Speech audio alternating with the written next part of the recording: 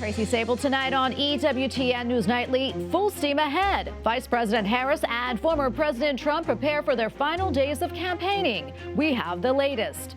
Catholic outreach. Analysis of how each presidential candidate is making inroads with the faithful. Help is on the way. As Spain reels from the devastation of massive flooding, we learn how the Catholic Church is stepping in to help victims. Plus, trick or treat. We learn all about the Catholic Church's teaching on ghosts. These stories and more tonight. From EWTN, the Global Catholic Network, this is EWTN News Nightly. Thank you for being with us. Our top story tonight, only 5 days to go until the presidential election, and it is an all-out dash to the finish line. Millions of Americans have already cast ballots. The presidential and vice presidential nominees hitting multiple states, hoping their final stops will seal the deal with voters. Kamala Harris telling reporters today the stakes are so high, while Donald Trump promises rally-goers in New Mexico, if elected, he'll bring back the American dream. White House correspondent Owen Jensen reports. Owen.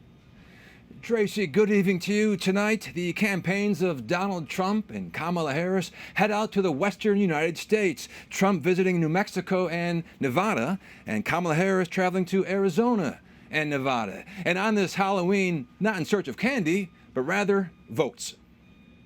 In Madison, Wisconsin, before flying off to Arizona, Vice President Kamala Harris tells reporters she's putting it all on the field. And it's going to be a very tight race. And I'm running like the underdog, because we are. Donald Trump's been running for the last decade. Meanwhile, Donald Trump, who is planning to cast his vote on Election Day, holds a rally in Albuquerque, New Mexico. But I've come here today with a message of hope for all Americans. With your vote in this election, I will end inflation. I will stop the massive invasion of criminals into your state. His running mate, J.D. Vance, in North Carolina, sits down for a Gen Z town hall at High Point University, telling the audience, if you listen to Kamala Harris, pay attention to what she says. She has no plan to make your life better. That's why she's spending all this time talking about Donald Trump and calling her fellow Americans Nazis and garbage. And speaking in Bucks County, Pennsylvania, Governor Tim Walz blasts Vance and Trump. So let's just be clear to those folks who say, oh, I kind of like Trump, but he kind of knows me or whatever. J.D. Vance and Donald Trump know nothing about working class people other than how to take advantage of them. That's the only thing they know. Just yesterday in Wisconsin state capitol, Harris called for Americans to stop pointing fingers at each other as she tried to push past comments made by President Joe Biden about Trump's supporters and garbage. And just up the road from there in Green Bay, Wisconsin, Trump climbed into a garbage truck that carried his name as he tried to draw attention to the Biden comment, and he wore an orange and yellow safety vest. He said his appearance in the garbage truck was, quote, in honor of Kamala Harris and Joe Biden. Now, Republicans have been flocking to the polls for in-person voting ahead of Election Day, November 5th, with early turnout breaking records in swing states such as Georgia and North Carolina. And in early voting so far, 1.2 million more women than men have voted across the 7 battleground states. This according to data from analytics firm TargetSmart. At the White House, Owen Jensen, EWTN News Nightly. And coming up later in the newscast, analysis of the outreach to Catholics from the Trump and Harris campaigns from Peter Laffin of the National Catholic Register. Nevada may be known as the gambling capital of the U.S., but the battle-born state will now be a part of a major Election Day battle to determine which party controls the Senate and the White House. Capitol Hill correspondent Eric Rosales joins us with that story. Eric. Good evening, Tracy. Let's start with that Senate race between Democrat incumbent Jackie Rosen and political newcomer Republican Sam Brown. Brown, a veteran and Purple Heart recipient, is the latest Republican trying to break the party's 12-year drought in winning a Senate seat in that state. And just like elsewhere across the country, the abortion issue is front and center as voters will be deciding an abortion referendum that's on the ballot. I also stand by Nevada's law that allows for abortion up to 24 weeks. I stand by and allow that we should allow for women to have exceptions for rape, incest, and threat to the life of a mother. Nevadans have made our law clear 34 years ago. I stand by that law, and I would not vote for a national abortion ban. I support restoring Roe v. Wade, and I support Question 6, which my opponent says he will not support. A doctor's office and a hospital room or an emergency room is too small a place for a woman, her family, and her doctor to have a politician like Sam Brown, Mitch McConnell, or anyone else sitting in there telling them what they can and can't do. Rosen, relatively new to national politics after one term in the U.S. House, she was elected to the Senate in 2018. Current polls show her with a slight 4-point lead over Brown, 48% to 44%. The two also have different views on whether biological males should be allowed to play in women's sports. All student athletes deserve to have a fair competition and a level playing field. So I support parents, coaches, and the governing leagues. They are the governing bodies. They are the experts. I believe that they are the right ones to make these decisions. What we just heard was a politician say that she does not have enough knowledge on this issue to know whether or not biological males should be allowed to play in women's sports. I will not support biological males playing in women's sports.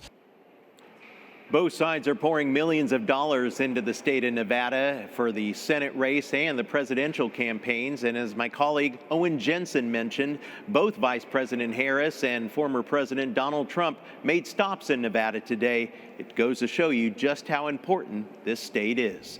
At the Capitol, Eric Rosales, EWTN News Nightly. All right, thank you, Eric. Now to Spain, where scores of people are dead following torrential rain and flooding in what is being considered one of the worst natural disasters in the country's recent history. In just 8 hours, the city of Valencia received an entire year's worth of rain. Homes and vehicles were swept away, and hundreds of people were forced to sleep outdoors. The Archbishop of Valencia pointed out that, quote, those most affected are those we must keep closest to our hearts. And for more now, we turn to Nicholas de Cardenas with Aussie Prensa, who now joins us from Madrid. Nicholas, good to be with you. And please know that our prayers are with everyone there in Spain right now. I know the government has declared 3 days of mourning due to the loss of life and destruction. From your perspective, can you tell us just how much this storm has impacted your country? Oh, it's a very, very big issue here because it's the biggest natural tragedy in contemporary history here in Spain. We have confirmed 158 people dead at the moment, but the number of missing people is still in the dozens. So the country is shocked now at the moment. Yeah. Yeah, it is really stunning to see those images. And from those images, I mean, you could also see just how dangerous everything is with the flooding. We know aid groups are mobilized, including Caritas, to try and bring supplies and aid to people. Talk to us maybe about some of the challenges there. At the first moment, for the church, the first thing is to clean their own facilities and the churches. Because I was talking with some priests today, and they told me that they've got about 15 inches of mud accumulated on the floor. So they are working very, very hard with volunteers, trying to keep clean those areas and to be ready to have refugees or people needed to help them. But at the moment, Caritas has no way of to store or to distribute emergency aid. So they are the action of solidarity are concentrated on raising funds which to meet future needs. You know, they need to clean first, and then in some days they can begin to give aid to others, because now it's absolutely impossible to do it. It's hard to imagine that. Have you spoken to any church leaders, Nicholas? And if so, what have you been hearing? What have they been telling you about the biggest needs right now? One of them, one of the priests I've told today, has the courage to say words of hope today. He told me that when in those situations when there is a big challenge, is a great opportunity to love, the great opportunity to have sensitivity, to be together with others, to go through the difficulties and be as one. So I think they are waiting to give them something material, but they are ready to give words of hope and all the prayers, of course. So they are in a very tough situation now. Yeah. Absolutely. Well, Nicholas, thank you for taking the time to speak with us. And again, we are praying for all of you in Spain right now. God bless. My pleasure. God bless. All right, turning now to the Middle East. The last operational hospital in northern Gaza is hit by Israeli forces. The Hamas-run Gaza Health Ministry says a floor with the medical supplies was the main target. The IDF says that it is looking into the incident. It comes as at least 7 people are killed in northern Israel in a rocket attack from Lebanon. It is one of the deadliest attacks since the war began. Senior U.S. diplomats are in Israel for talks on possible ceasefires in both Lebanon and Gaza and the release of hostages being held by Hamas. The largest typhoon in 30 years makes landfall in southeast Taiwan. Take a look at this video right here. At least 1 person is dead and dozens of others injured. The storm has engulfed the entire island. Heavy rain and power has cuts are prompting mass evacuations. Most of the island is on lockdown.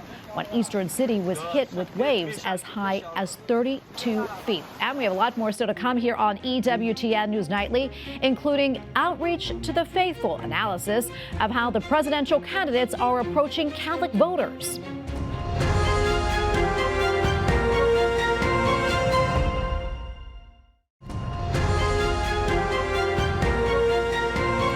Welcome back. This is the final weekend before the 2024 presidential election. And a writer says that while both campaigns made initial outreach to Catholics, in recent messaging, one candidate has largely ignored the faithful. And the National Catholic Register, Peter Laffin, writes in part, quote, "In the past month, the Kamala Harris campaign has largely ignored the Catholic vote in messaging, but actions have rung loudly in some Catholic circles. In addition to skipping the Al Smith dinner, Harris and her allies have repeatedly given the appearance of disdain for Catholicism." And Peter Laffin, staff writer for the National Catholic Register, joins us now. Peter, great to be with you. As we just mentioned, you said the vice president and her allies have repeatedly given the appearance of disdain for Catholicism. Tell us a little bit more about what you mean by that and give us some examples. Sure. So I think it's important in explaining this piece, this argument, what we mean by Catholic voters. And a lot of people, we see this in our comments, we see this on X, on our articles. Who do they mean when they say Catholic voters? Because as we know, Catholics, many Catholics are Democrats, many Catholics are Republicans. It's a very big tent in American Catholicism. And so when I say outreach to Catholic voters, what I mean in this instance is self-identified Catholics. And so this is, a large group of people with many varying beliefs.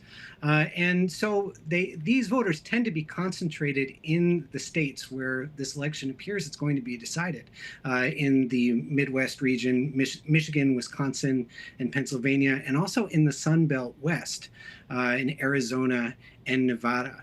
And so the campaigns have attempted to make an outreach to this larger group. And in the past month, as we've seen the polls in all of these states drift slowly toward former President Trump, we've also seen a number of missteps from the Harris campaign in attempting to target this voter. And I think the biggest one came in Michigan. This is when a very prominent Catholic surrogate, Governor Gretchen Whitmer of Michigan, went on camera, made a video of herself putting a Dorito in the mouth of a feminist podcaster in a way that very closely resembled the Catholic Eucharist. And if you were trying to make an image that could be more off-putting to this larger group of Catholic voters, you'd be very hard-pressed to do it. Even though, yes, we have some Republican Catholics, we have some Democrat Catholics, the Catholic vote is pretty much split in the same way the American electorate is split. All Catholics who go to the Mass reverence the Eucharist. Or, they at least have it culturally ingrained into them. So to see somebody mocking it openly, you just have to say, wow, that was a tremendous misstep.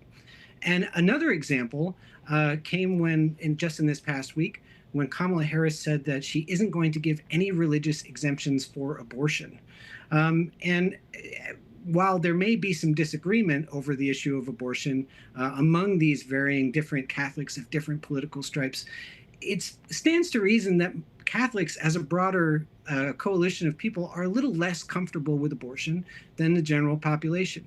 And so to see such a hard line on abortion in the closing weeks of the campaign, it's hard to see how that helps Harris secure the Catholic vote overall.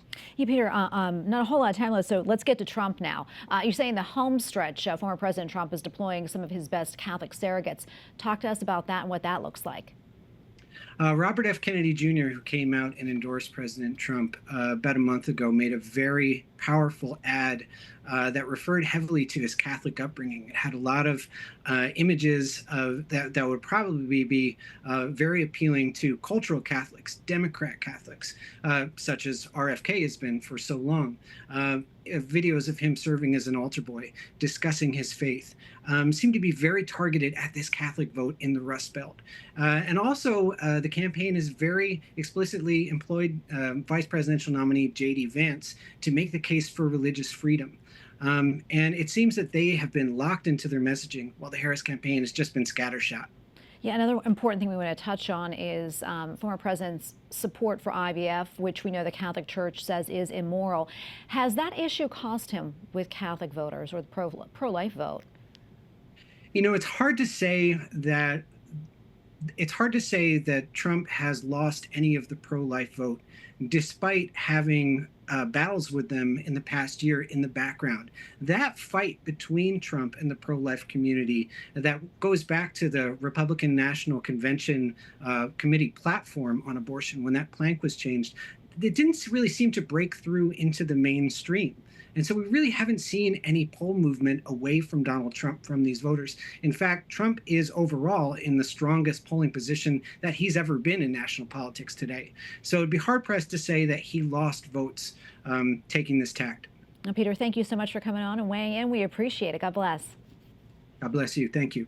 Up next on EWTN News Nightly, Apostles and Martyrs. Learn more about Saints Simon and Jude, whose feast we celebrated earlier this week. And Ghost Rider. Learn what the church teaches about spirits and apparitions.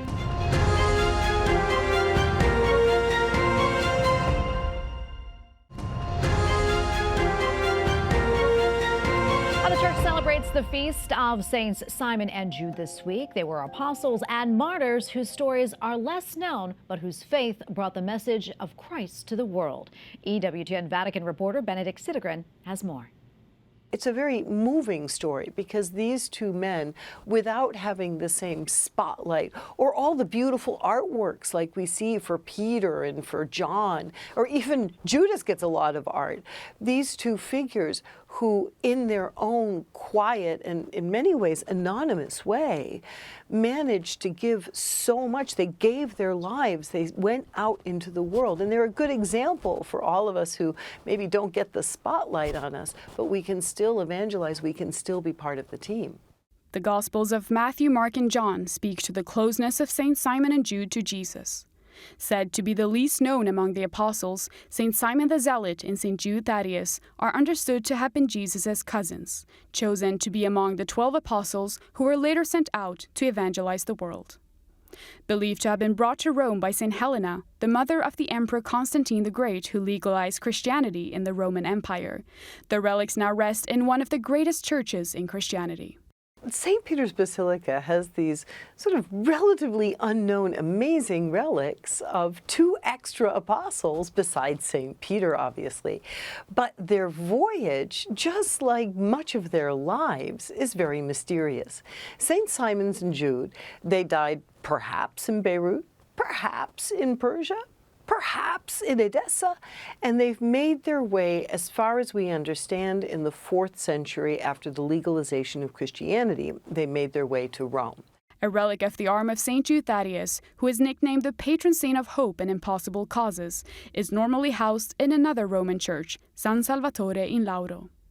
Since last fall, the relic has traveled on pilgrimage throughout Mexico and the United States, visiting over 100 cities. The 9-month tour began with one additional purpose alongside the usual intentions presented to St. Jude for intercession: full recovery from the effects of the COVID-19 pandemic. I have seen hundreds of people, maybe thousands, come in and then proclaim subsequently a testimony of healing. I had a phone call 2 days ago. Somebody with stage 4 cancer was sent home for hospice care, And they came to the event. They came to actually this St. Jude event. They touched the reliquary and subsequently felt a whole lot better. They went to the doctor and they're cancer-free.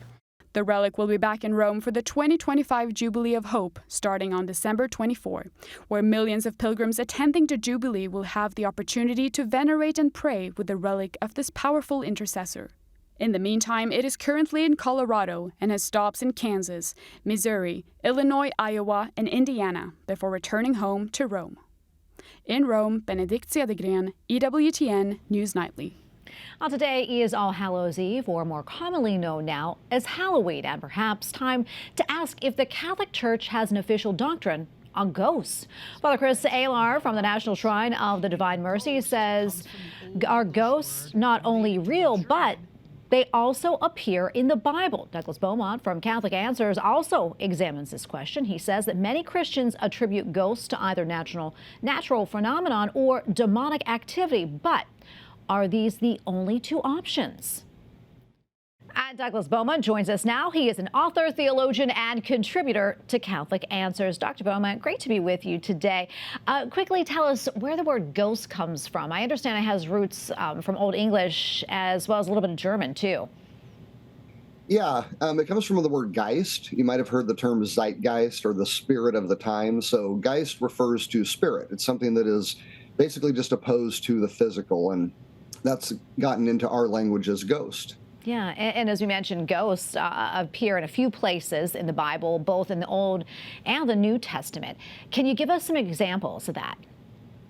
Yeah, so the prophet Samuel was raised by the witch of Endor, which seemed kind of a shock to her. So it's there's a good chance she was, just kind of a sham artist before that. But Onias also appears to Judas Maccabeus. And then in the New Testament, of course, we have Moses and Elijah appearing with Jesus, and this is before the resurrection. So another interesting story is that when the apostles see Jesus walking on the water, they think he's a ghost. There's other times when he's mistaken for a ghost, and he doesn't correct anybody. He never says, ghosts aren't real. What are you talking about? He just merely says, no, come feel me. I'm physical. So it doesn't seem like the idea of ghosts appearing to people is an anti-biblical idea. Yeah, and I understand there was maybe at least a slight disagreement on the existence of ghosts between two major church figures. Tell us a little bit more about that. What happened between St. Augustine and St. Thomas Aquinas? Yeah, so Augustine's writings seem to indicate that he's usually trying to find either some sort of quasi-natural or maybe even demonic explanation for ghostly visits, whereas Aquinas was very firmly in the camp that ghosts can exist, that there's nothing problematic with theology or the Bible with the appearance of ghosts. And so he kind of re-explained St. Augustine's answer respectfully as referring to the natural, normal course of events. In other words, we shouldn't be walking around expecting there to be ghosts appearing all the time, rather than a hardline stance against their possibility. Yeah, and you have studied the faith for a long time, many, many decades. What do you think? I mean, are ghosts natural? Is it something demonic? What do you think it is? Well, I think we have to separate just the mere idea of a ghost from the phenomena that is often attributed to ghosts. The second question is a lot more difficult. I think as far as Christian theology and philosophy goes, there's really no problem at all with the idea that a ghost could exist. I mean, we know that we are bodily souls when we are alive, and when we're dead, our consciousness and everything remains in existence in the soul, even though it's apart from the body. And there isn't really anything philosophically or biblically wrong with the idea that that soul could appear back in life. So really the question is just whether or not it can happen, whether or not God can allow it. Unfortunately, we don't really have revelation on this, and so the church has remained fairly speculative, but it seems like across cultures and even throughout church history, the idea that spirits can appear on earth of those that are deceased isn't a problem. God can allow it. Aquinas even said they could do it at will, except that they're usually so busy that they just don't. So when we consider the fact that ghosts could exist, Then if we have some kind of paranormal type phenomena and we're not sure what it is, we don't really want to write any possibility off. It could be God, it could be angels, it could be fallen angels, it could be ghosts. So at that point, it's really more about how we react. We should be praying for the souls of the dead, as we already do, and we don't need to react as if every paranormal activity is demonic. Well, thank you so much, Dr. Beaumont, for being on. We appreciate it. God bless. Great to be on, Tracy. Thank you. For the first time in more than 20 years, the Archdiocese of Boston is welcoming a new leader.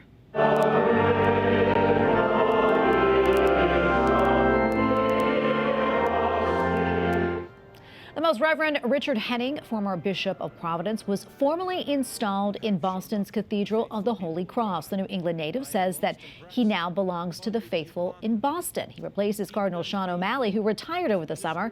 The 80-year-old stayed on the job far beyond the mandatory retirement age. Finally tonight, the Los Angeles Dodgers defeated the New York Yankees in Game 5 to win the World Series, and it looks like L.A. Archbishop Jose Gomez will be receiving some New York bagels. The Archbishop placed a friendly bet with Cardinal Timothy Dolan of New York as their two teams entered the Fall Classic. This is the 8th World Championship for the Dodgers, who came back to win Game 5 by a score of 7-6. And we thank you for watching tonight. Remember, you can follow us on social media, Facebook, X, and Instagram at EWTN News Nightly. I'm Tracy Sabol. Good night and God bless.